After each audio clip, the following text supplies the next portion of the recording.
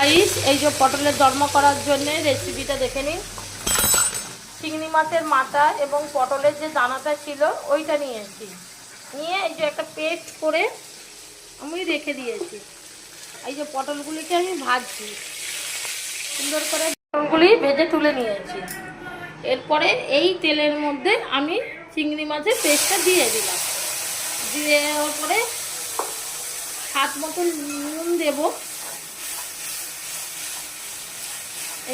কষানোর পরে এটাতে একটু তেল ছাড়বে।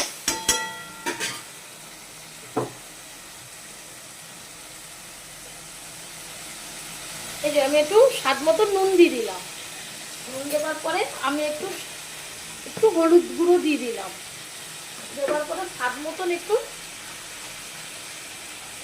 চিনি অ্যাড করলাম।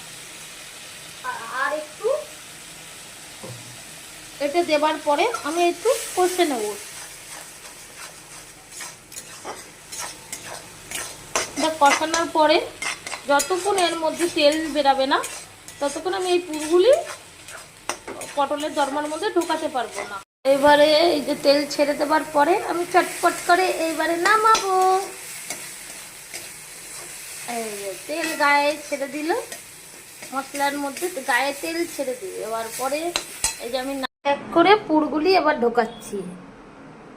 এই যে এক এক করে আমি এই চামচ দিয়ে ঢোকাচ্ছি। করে পটলের মধ্যে পুর ভরা হয়ে গেছে।